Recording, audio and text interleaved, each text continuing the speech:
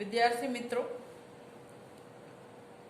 અમુક વિદ્યાર્થીઓ વારે વારે વિનંતી કરે છે કે અમને જીપીએસસીમાં અને ટીવાયબીએ સુધી મદદ થાય એ પ્રકારના ભાષા વિજ્ઞાનની પણ થોડીક વાત કરો. તો મારે તમને કહેવું છે કે હું સર્વનામ વિશેષણ જેવી વાત કરી ચૂકી છું. એ ઉપરાંત ટીવાયના વિવેચનમાં જે આવે છે કાવ્ય હેતુ, કાવ્ય પ્રયોજન, શબ્દની શક્તિઓ, સાહિત્ય એટલે શું, આ બધી વાત પણ કરેલી છે. જરાક વિડીયો ઉપર કરીને જોશો તો મળશે. સાહિત્યની ભાષા અને વ્યવહારની ભાષા એના વિશે એક બે દિવસમાં વાત કરીશું. આજે હું તમને જે વાત કરવાની છું એ અર્થ પરિવર્તન. તમારે ધ્વનિ પરિવર્તન, અર્થ પરિવર્તન અને શબ્દ ભંડોળ પરિવર્તન એવા 3 પ્રકારે ભાષાના જે પરિવર્તન થાય છે તે ભણવામાં આવે છે. આજે આપણે અર્થ પરિવર્તનની વાત કરીએ. થોડા દિવસ પછી શબ્દ ભંડોળની પણ વાત કરીશ. અર્થ પરિવર્તન એટલે શું અને એ કેવી રીતે થાય છે? હું ને તમે બધા જાણીએ છીએ કે ભાષામાં અર્થનું અત્યંત મહત્વ છે. અર્થ તત્વ દ્વારા ભાષાના વાસ્તવ જગતની અનુભૂતિને અભિવ્યક્તિ મળે છે. શબ્દોની અર્થવત્તા એટલે કે શબ્દનો અર્થ એ સ્થિર હોતો નથી. તમને માનવામાં ભલે ન આવે પણ આ વાસ્તવિકતા છે કે શબ્દોના અર્થ બદલાતા રહે છે. અર્થની અંદર પણ વિકાસ, સંકોચન અને આદેશ નિરંતર થયા કરે છે. કેટલાય શબ્દો કાળ બળે લુપ્ત થઈ જાય છે તો કેટલાય નવા શબ્દો નવી પરિસ્થિતિઓનો નિદર્શન કરવા માટે આવિષ્કાર પામે છે. તમે ખાલી એટલું જ જુઓ ને કે થોડા વર્ષો પહેલા ફાઇલ એટલે માત્ર કાગળની જ ફાઇલ થતી હતી. આજે તમે કમ્પ્યુટરની ફાઇલ વધારે સમજો છો. ફાઇલને એક પેલામાંથી બીજામાં લઈ જવાની જ્યારે વાત કરો છો ત્યારે તમારી દ્રષ્ટિએ કમ્પ્યુટરની ફાઇલ છે. તો શબ્દનો અર્થ આખે આખો બદલાઈ ગયો. તમે અહીંયા એવું કહી શકો કે વિકસ્યો, એની અંદર બીજો અર્થ પણ આવ્યો. હું ને તમે બધા જ જાણીએ છીએ કે ભાષા એ આપણા માટે વિચારો વ્યક્ત કરવાનું સાધન છે, પણ એ સાધન પ્રમાણમાં અપૂર્ણ છે. સમાજમાં, વિશ્વમાં સતત પરિવર્તન થયા જ કરે છે. સામાજિક, રાજકીય પ્રત્યેક પરિવર્તન સાથે આજે પરિવર્તન થાય એ પોતાની સાથે નવા વિચારોના વહેણ લાવે, નવી વસ્તુઓ લાવે અને એ બધાને વ્યક્ત કરવા માટે ભાષામાં એટલા પ્રમાણમાં નવા શબ્દો તૈયાર ન થાય.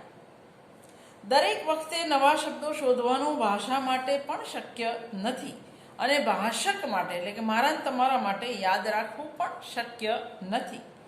તેથી આપણા બધાનું ચિત્ત એટલે માનવ ચિત્ત એક સરળ રસ્તો અપનાવે છે. પરિચિત શબ્દોને નવા સંદર્ભે પ્રયોજવાનું શરૂ થાય છે. દાખલા તરીકે હમણાં જ મેં કહ્યું એ પ્રમાણે ફાઇલ. આ નવા સંદર્ભે પ્રયોજાતા શબ્દો રૂપ દ્રષ્ટિએ નવા નથી. એ શબ્દ તો હતો જ. ધ્વનિની દ્રષ્ટિએ પણ નવા નથી. ફાઇલ જે રીતે બોલાતું હતું તે જ રીતે બોલાય છે. માત્ર અર્થની દ્રષ્ટિએ નવા છે. સંદર્ભ ભૂંસાઈ જતા શબ્દની અર્થ છાયા બદલાય છે. નવા શબ્દનો પ્રસાર થતા જૂના શબ્દ ભૂલાઈ જાય છે. પ્રત્યેક ભાષામાં, દુનિયાની દરેક ભાષામાં આવા અર્થ સંક્રાંતિ વિષયક પરિવર્તનો રજૂ કરતા પુષ્કળ શબ્દો હોય છે. અથવા વધારે યોગ્ય શબ્દોમાં કહેવું હોય તો એવું કહી શકાય કે જેના અર્થમાં નાનું મોટું કોઈ પરિવર્તન ન થયું હોય એવો કોઈ શબ્દ ભાષામાં જડવો મુશ્કેલ હોય છે. હોતો જ નથી, એમાં થતું જ હોય છે પરિવર્તન. અર્થ પરિવર્તનને આપણે નીચે પ્રમાણે દર્શાવી શકીએ. સાંસ્કૃતિક પરિવર્તન એટલે સંદર્ભ પરિવર્તન અને એટલે અર્થ પરિવર્તન. અર્થ વિજ્ઞાનના જે આદ્ય દ્રષ્ટા છે બ્રેયાલ, આ બ્રેયાલ અર્થ પરિવર્તનના 3 પ્રકાર દર્શાવે છે. પહેલો, અર્થમાં સંકોચ થવો એટલે અર્થ સંકોચ, રિસ્ટ્રિક્શન. બીજું, અર્થ વિસ્તાર, અર્થમાં વિસ્તાર થવો. એક્સટેન્શન. અને ત્રીજું અર્થાદેશ, ડિસ્પ્લેસમેન્ટ. અર્થ સંકોચ, અર્થ વિસ્તાર, અર્થાદેશ. આપણને અંગ્રેજી સંજ્ઞા યાદ ના રહે તો કશો વાંધો નથી, પણ અર્થ સંકોચ એટલે રિસ્ટ્રિક્શન, અર્થ વિસ્તાર એટલે એક્સટેન્શન અને અર્થાદેશ તો ડિસ્પ્લેસમેન્ટ. તો પહેલું આપણે અર્થ સંકોચ સમજવાની કોશિશ કરીએ કે અર્થ સંકોચ એટલે શું. અર્થ સંકોચમાં શબ્દના જે સંકેત છે, સંકેતને અંગ્રેજીમાં કોનોટેશન કહે છે, આ શબ્દનો જે સંકેત છે એનું ક્ષેત્ર સીમિત થઈ જાય છે. જે નામ પહેલા સામાન્ય રૂપે સમગ્ર જાતિ દર્શાવતું સ્પીસીઝ, તે પછી એમાંથી કોઈ એક વર્ગ નું નિર્દેશક બની જાય. દાખલા તરીકે સંસ્કૃતની અંદર નયનનો મૂળ અર્થ થતો નેત્ર અથવા નયન, એનો મૂળ અર્થ હતો માર્ગદર્શક અથવા પથદર્શક, જે સંકોચ પામીને માત્ર આંખના અર્થમાં મર્યાદિત થઈ ગયો. મૂળ નેત્રનો અર્થ હતો માર્ગદર્શક અથવા પથદર્શક નેતા, નયન એટલે. આજે કોઈ નયનને પૂછો તારો અર્થ શું, તો એ માત્ર આંખ એટલું જ કહેશે, પણ નહીં, પથદર્શક નેતા એટલે નયન. પણ એ સંકોચ થતો થતો આંખ જેટલો મર્યાદિત થઈ ગયો, તો આ અર્થ સંકોચનું ઉદાહરણ છે. એ જ રીતે સર્પનો અર્થ, સર્પ એટલે પેટે સરકનારા બધા જ પ્રાણીઓને સર્પ કહેવાતું, પણ આજે એ માત્ર સાપ પૂરતો મર્યાદિત છે. સંસ્કૃતમાં ગો એટલે કે ગાય શબ્દ ગમ એટલે જવું ધાતુ પરથી થાય છે. જે ગમન કરે તે બધું જ ગો કહેવાય. ગો હિન્દીમાં લખજો કારણ કે સંસ્કૃત છે. પણ ગોનું આ વ્યાપક ક્ષેત્ર સંકોચાઈને આજે મારા તમારા ભાષા જગતમાં માત્ર ગાય પૂરતું મર્યાદિત બની ગયું છે. બધા જનારાને આપણે ગાય નથી કહેતા, અને ગોનો અર્થ સંકોચાય માત્ર ગાય પૂરતો રૂઢ બની ગયો, તો આ અર્થ સંકોચ છે. કવિ શબ્દ, કવિ હિન્દીમાં લખો છો વીરસ્વ. કવિ શબ્દ પ્રાચીન સંસ્કૃતમાં જ્ઞાની અથવા બુદ્ધિશાળી એવા અર્થમાં વપરાતો. કવિ એટલે જ્ઞાની અથવા બુદ્ધિશાળી. જેમ કે ઋગ્વેદમાં વરુણ વગેરે દેવોને કવિ અને કવિતર કહ્યા છે. ભગવદ્ ગીતામાં પણ કવિ શબ્દનો આ જ અર્થ વપરાયો છે. પણ આ શબ્દ અર્થ સંકોચ પામીને ધીરે ધીરે કાવ્ય રચના કરનાર વ્યક્તિ એ કવિ એટલા પૂરતો રૂઢ થઈ ગયો. આવો જ સંસ્કૃતની અંદર વૈદ, ફારસી હકીમ અને અંગ્રેજી ડોક્ટર, આ ત્રણેય શબ્દોનો ઇતિહાસ પણ આવો જ છે. સંસ્કૃત વૈદ્ય શબ્દ એ વિદ ધાતુ પરથી, એટલે કે જાણવું, વિદ એટલે જાણવું, જે જાણે છે, જેને જ્ઞાન છે તે વૈદ્ય. હકીમ શબ્દ ફારસી હક કહેતા, જે સત્યને શોધે છે તે હકીમ. અને ડાક્ટર એ ડોક્ટ્રીન પરથી આવ્યો, જે સિદ્ધાંતને સમજે છે તે. પણ આ ત્રણેય શબ્દોના જે વિશાળ અર્થ હતા, વૈદ્ય વિદ ધાતુ, જેને જ્ઞાન છે તે વૈદ્ય, હકીમ હક કહેતા, જે સત્યને શોધે છે તે હકીમ, અને ડોક્ટર ડોક્ટ્રીન પરથી, જે સિદ્ધાંતને સમજે છે. પણ આપણે જાણીએ છીએ કે વૈદ્ય, હકીમ અને ડોક્ટર, આજે ત્રણેય માત્ર દવા દર્દી પૂરતા મર્યાદિત થઈ ગયા. એના બીજા કોઈ અર્થ આપણને હવે ખબર પણ નથી. તો આ અર્થ સંકોચ થયો અને એક વ્યવસાય પૂરતો મર્યાદિત થઈ ગયો. અર્થ સંકોચનું ક્ષેત્ર અર્થ વિસ્તાર કરતા વધારે વ્યાપક છે. એટલે તમને ઉદાહરણ પણ અર્થ સંકોચના વધારે મળશે. ક્યારેક અર્થ પરિવર્તનની પ્રક્રિયામાં અર્થ સંકોચને પરિણામે આમૂલ પરિવર્તન, એટલે કે બિલકુલ બદલાઈ જાય. દાખલા તરીકે સંસ્કૃતમાં વિહાર શબ્દનો મૂળ અર્થ વિહાર, મૂળ અર્થ વિચરણ કરવું, તે વિચરણ, એક જગ્યાએથી બીજી જગ્યાએ જવું. પાલી ભાષામાં સમય જતા તે સાધુઓનું નિવાસ સ્થાન એવા અર્થમાં સ્થિર થયો. અને એના પરથી બૌદ્ધ વિહારો જ્યાં વધારે છે એ ભારતના એક પ્રદેશનું નામ બિહાર પડ્યું. કેટલો બધો સંકોચ. ગુજરાતી કણબી શબ્દ, મરાઠી કુળુંબી શબ્દ સંસ્કૃત મૂળ કુટુંબી પરથી કડુંબી પરથી કણબી દ્વારા આવેલો છે. એનો અર્થ મૂળ આ થતો: કુટુંબનો મુખ્ય પુરુષ. કુટુંબી, કુડુંબી, કણબી, કુટુંબનો મુખ્ય પુરુષ. પણ અર્થ સંકોચ થતા થતા આજે માત્ર ખેતીનો ધંધો કરનારી એક જાતિ તે કણબી એટલો મર્યાદિત થઈ ગયો. અર્વાચીન ગુજરાતીમાં સાવજ અને મૃગ આ બંને શબ્દો અર્થ સંકોચ અને અર્થ વિસ્તાર આ બેવનું સચોટ ઉદાહરણ એક સાથે. સાવજ શબ્દનો અર્થ આજે આપણે મોટે ભાગે સિંહ અને અમુક લોકો વાઘ પણ કરે છે, પણ આ શબ્દ ઉતરી આવ્યો સંસ્કૃત શ્વાપદ, એના પરથી સાવય, એના પરથી સાવજ, શ્વાપદ સાવજ એ રીતે ઉતરી આવ્યો છે. શ્વાપદનો અર્થ થાય હિંસ્ર પશુ, શિકારી પશુ, જે આજે માત્ર સિંહ પૂરતું મર્યાદિત થઈ ગયું. એટલે અર્થ સંકોચ થયો. કોઈ પણ જંગલી પશુ એવો જે અર્થ હતો એની જગ્યાએ માત્ર સાવજ, તો અર્થ સંકોચ થયો. પણ અહીંયા સાથે સાથે અર્થ વિસ્તાર પણ છે.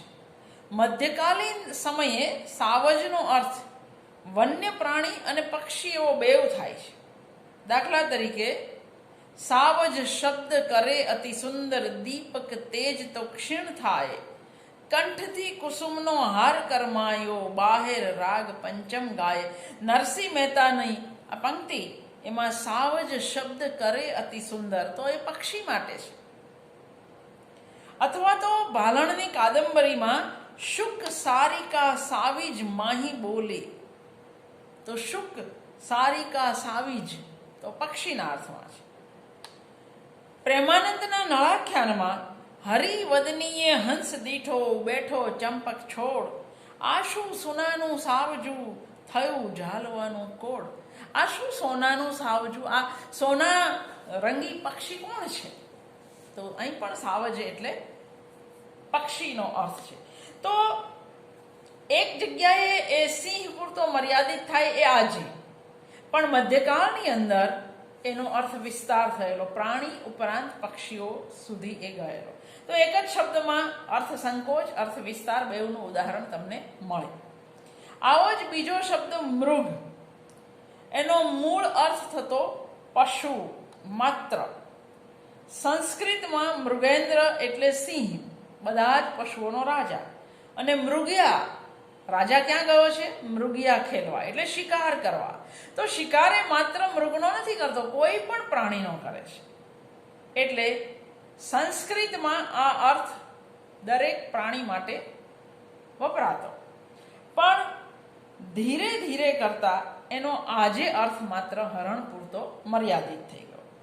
તો આ અર્થ સંકોચનું ઉદાહરણ છે. તીર્થ શબ્દ પવિત્ર ધર્મસ્થાનો માટે છે, પણ પ્રાચીન રાજ્યશાસ્ત્રમાં તીર્થ શબ્દનો અર્થ સર્વોચ્ચ રાજ્ય અધિકારી એવો હતો.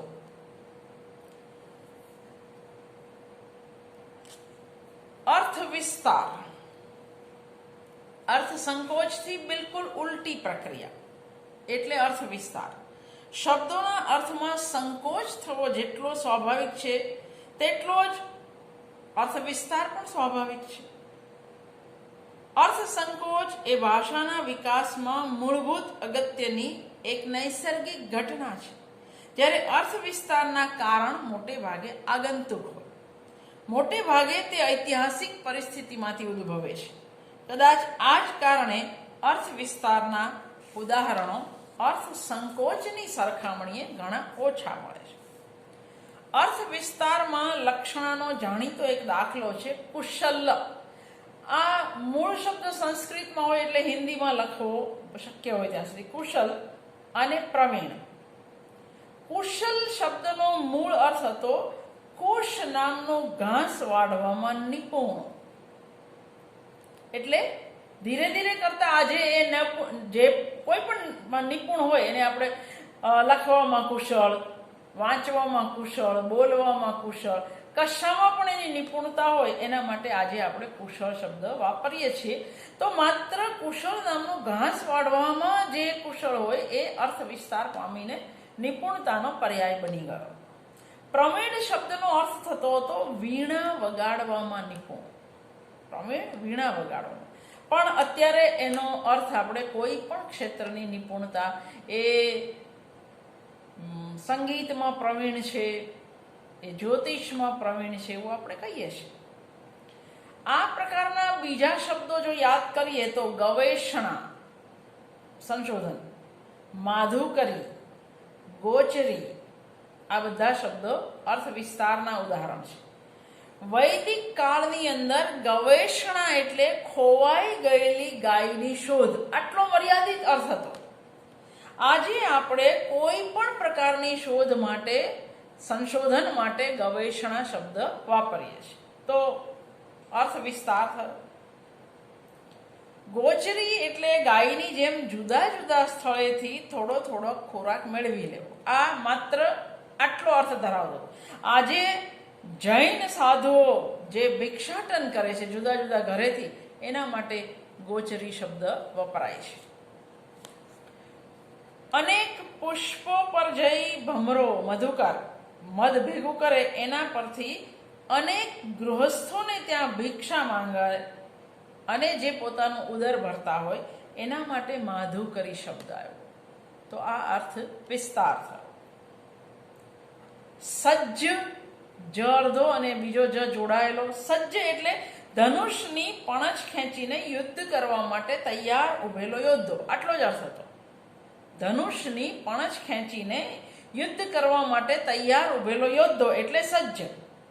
પણ એનો રૂઢ અર્થ કેવળ તૈયાર એટલો જ થયો. આજે આપણે કોઈ પણ બાબતે સજ્જ, દોડવા માટે સજ્જ, લડવા માટે સજ્જ, બોલવા માટે સજ્જ એવું વાપરીએ છીએ. તો આ અર્થ વિસ્તારનું ઉદાહરણ છે.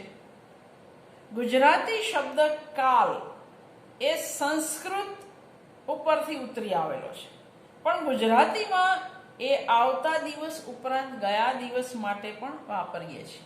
માત્ર કાલનો અર્થ કાલે કરેલું, કાલે કરીશ, તો બેઉ જગ્યાએ અર્થ તો એક જ છે, પણ એનો અર્થ જુદો થાય છે, ગઈકાલ અને આવતીકાલ. તો એ અર્થ વિસ્તાર છે. યવન શબ્દ મૂળભૂત રીતે આયોનિયન એટલે કે ગ્રીક માટે વપરાતો, પણ પછીથી એનો અર્થ વિસ્તૃત થયો અને કોઈ પણ પરદેશી માટે આપણે યવન શબ્દ વાપરવા લાગ્યા. મુસ્લિમ શાસનકાળમાં આ શબ્દ મુસ્લિમો માટે વપરાયો. પછીથી અંગ્રેજો, ફિરંગીઓ, ફ્રેન્ચો બધા માટે આપણે યવન શબ્દ વાપર્યો. ભાત એટલે ચોખા. સંસ્કૃત શબ્દ ભક્ત પરથી પ્રાકૃત ભત્ત દ્વારા એ ઉતરી આવ્યો. સંસ્કૃતમાં બાફેલા ચોખા તથા રાંધેલો ખોરાક એ બંને અર્થમાં ભાત શબ્દ વપરાય છે. ગુજરાતીમાં ખેતરે ભાત આપવું, એમાં ભાતનો અર્થ ખોરાક એવો સામાન્ય છે. તો એ ખાલી ચોખા પૂરતો મર્યાદિત રહેતો નથી. અર્થ સંકોચની જેમ અર્થ વિસ્તારની પ્રક્રિયામાં પણ શબ્દ વ્યુત્પત્તિમૂલક અર્થથી દૂર ચાલ્યો જાય છે. ગુજરાતીનો પોળ શબ્દ હકીકતે સંસ્કૃત પ્રતોલી પરથી ઉતરી આવેલો. પ્રતોલી, પૌલી, પોળ. પોળ એટલે દરવાજો. કિલ્લેબંધી વાળું, ચારે બાજુ દરવાજાવાળું નગર એ સંસ્કૃતમાં મૂળ પ્રતોલી કહેવાતું. આજે શેરી, પોળ એ વિસ્તાર પામીને એને કંઈ દરવાજો હોતો નથી, પણ વપરાય છે. સમય જતાં પોળ અને શેરી બંને શબ્દ પાછા પર્યાય પણ થઈ ગયા. ઘણી બધી વાર ઘણા બધા શબ્દો કોઈ એક વ્યક્તિ માટે પ્રયોજાયા હોય, એક વસ્તુ માટે પ્રયોજાયા હોય, પણ પછી એ લક્ષણો ધરાવતા દરેક માટે. દાખલા તરીકે રમણભાઈ નીલકંઠની ભદ્રમ ભદ્ર નવલકથા તો જડસુ સનાતનીઓનો એમાં ઉપહાસ છે. પણ એના ઉપરથી આવી કોઈ પણ વ્યક્તિ હોય એ ભદ્રમ ભદ્ર કહેવાય. કોઈ પણ વાત કંટાળાજનક લાંબી થાય ત્યારે આપણે એવું કહ્યું કે રામાયણ ના કર ને ભાઈ. કોઈ કજિયા કંકાસ લડાઈ કરતા હોય તો આપણે તરત જ કહીએ છીએ કે હવે મહાભારત બંધ કર. લડતી વ્યક્તિઓ ક્યાં ઊભી છે તો એમ કે કુરુક્ષેત્રમાં, પાણીપતમાં. તો આ અર્થ વિસ્તાર જુદી રીતે થયેલો છે.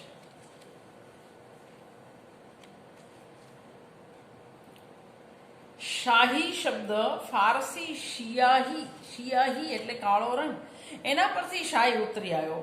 માત્ર કાળી શાહીને જ હકીકતે તો આપણે શાહી કહી શકીએ, પણ હું અને તમે તો લાલ, ભૂરી, જાંબુડી બધાને શાહી જ કહીએ છીએ. તો એ અર્થ વિસ્તાર છે. અને અર્થાદેશ, અર્થનું સ્થાનાંતર થાય એને અર્થાદેશ કહેવાય. સ્થાનાંતર એટલે એક જગ્યાએથી બીજી જગ્યાએ છે. અર્થાદેશમાં બંને અર્થો વ્યાપકતાની દ્રષ્ટિએ સ્વતંત્ર હોય છે, એમને પરસ્પર સંબંધ હોતો નથી. દાખલા તરીકે સંસ્કૃત દુહિતાનો અર્થ થાય છે દોહનારી. પણ આવું અલ્પ શ્રમ, જેમાં બહુ જ ઓછી મહેનત પડે એવું કામ સામાન્ય રીતે દીકરીને સોંપવામાં આવે એટલે ધીરે ધીરે અર્થ પરિવર્તન થઈ દુહિતા એટલે પુત્રી એવો અર્થ થયો. અસુરનો મૂળ અર્થ દેવ હતો, જે અર્થાદેશ પામી ઉત્તર કાળમાં દાનવ એટલે કે રાક્ષસના અર્થમાં પછીથી સ્થિર થયો. તો ભાષાની અંદર અર્થ પરિવર્તન આ રીતે થાય. અર્થ સંકોચ થાય, અર્થ વિસ્તાર થાય, અથવા ઘણીવાર અર્થાદેશ જ અર્થ બિલકુલ એક જગ્યાએથી બીજી જગ્યાએ દુહિતા દીકરીના અર્થમાં વપરાતો થઈ જાય એવું બને. આ ત્રણ રીતે અર્થોનું પરિવર્તન થાય છે. હવે આપણે શબ્દ ભંડોળનું પરિવર્તન હવે પછી ભણીશું.